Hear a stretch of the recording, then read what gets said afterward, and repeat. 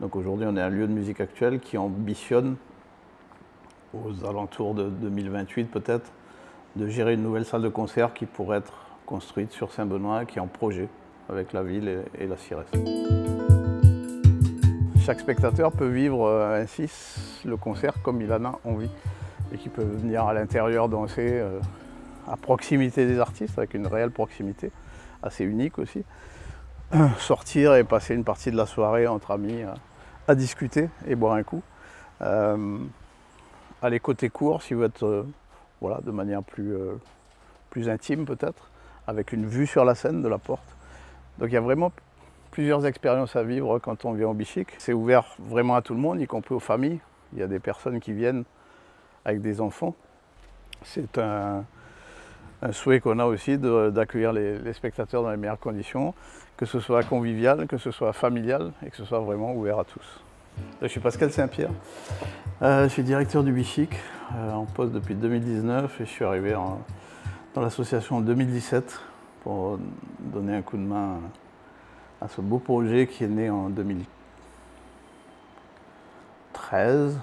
En 2013, en fait, il y a eu une préfiguration du Bichic lors du festival Tournée Virée. Donc, moi, j'étais spectateur à l'époque. En 2014, septembre 2014, il y a eu une consultation sur les réseaux sociaux. C'est Jean-François Cadet et plusieurs de ses amis à qui on doit le projet. En septembre 2014, il y a une consultation pour trouver le nom du Bichic.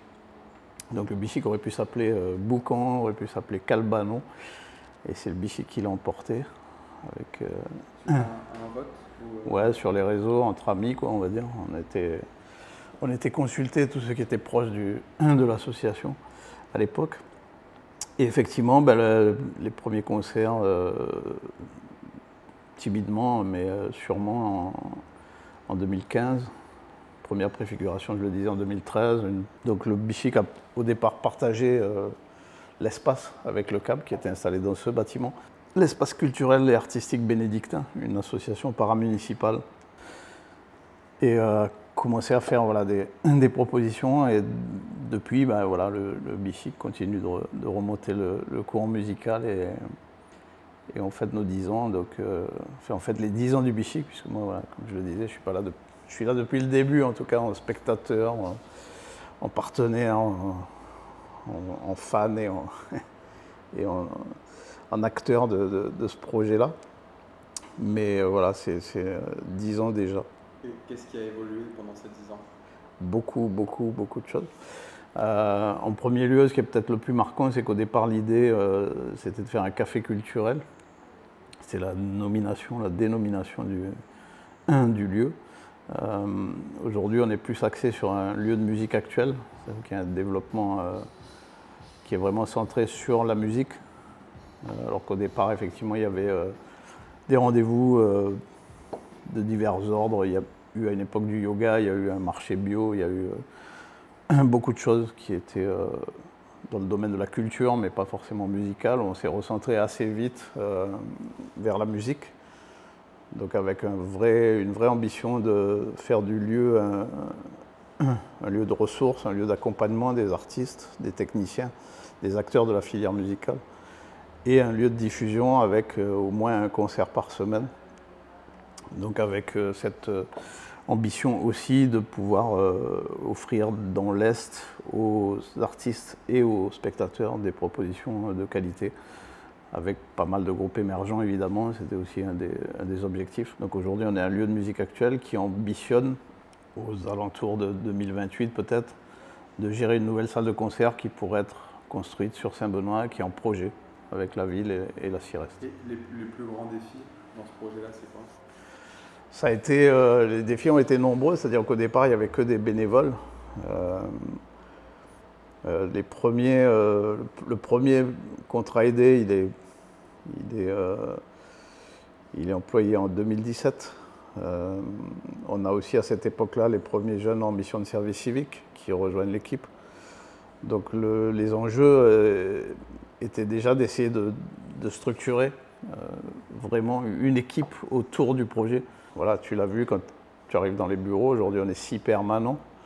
Enfin 6 permanents, on a un contrat aidé toujours, mais on est 6 dans l'équipe, on va dire, plus des jeunes en mission de service civique, on n'a jamais arrêté d'en prendre. On a beaucoup de travail en back-office, dans les coulisses, on va dire. Parce qu'effectivement, il y a beaucoup de travail administratif, on fait beaucoup de travail de communication pour continuer à faire connaître le lieu, qui a encore besoin de visibilité. On a une certaine notoriété, mais on n'est pas forcément connu de tous, donc il y a encore beaucoup de boulot à ce niveau-là. L'administratif, je l'ai dit. Il y a beaucoup de médiation. On a aujourd'hui une médiatrice qui a rejoint l'équipe dans le cadre d'un contrat adulte relais. Et on fait beaucoup de travail de terrain avec les habitants, avec les locataires des bailleurs sociaux, avec les écoles, avec les autres associations de la ville. Donc c'est un travail quotidien en fait à bien des égards pour continuer à développer le projet, à le faire connaître et à le partager avec le plus grand nombre. Ouais, c'est ça. Même si les concerts c'est le vendredi soir, le reste de la semaine, il y a toujours des gens dans le bureau en train de travailler. C'est ça. On travaille du lundi au vendredi, parfois le samedi, comme tu le sais, parce que le deuxième samedi de chaque mois au moins, on a les scènes ouvertes, et puis de temps en temps, le samedi, on a aussi des événements. Donc on peut avoir des événements le week-end, mais on travaille toute la semaine, ouais, bien sûr. Ce lieu a toujours été marqué, même s'il a eu plusieurs vies lui aussi, par la culture.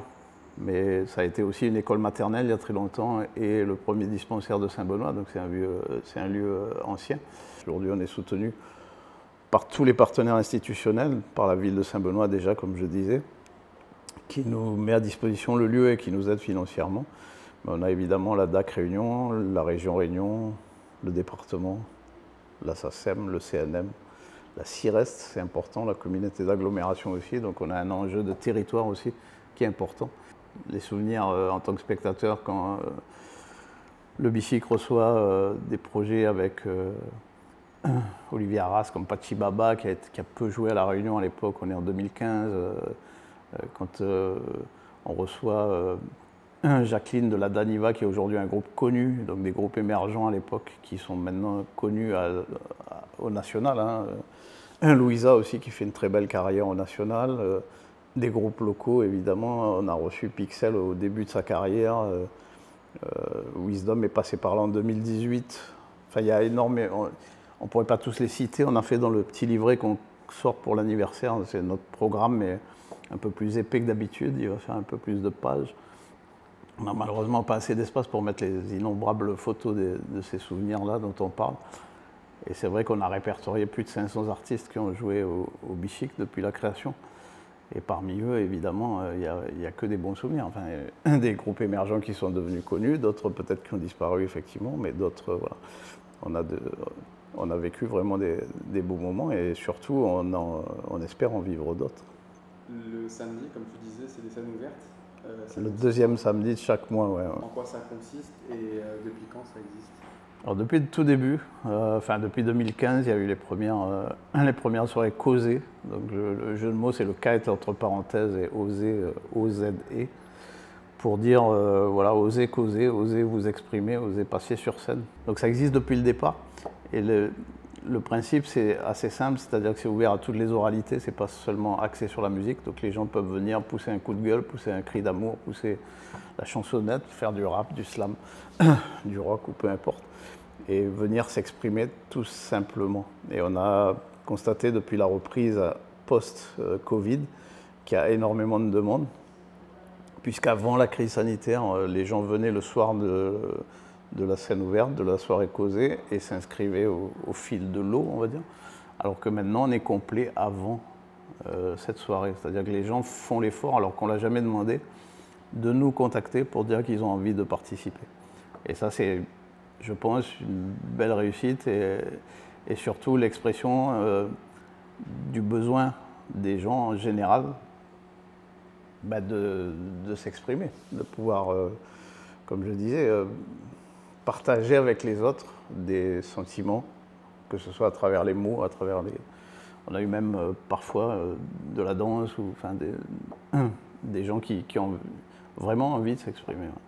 Par tous les moyens possibles, et on n'a pas de limite là-dessus, donc on est là-dessus, c'est ouvert, voilà, vraiment à tous les moyens d'expression. Merci. Je t'en prie.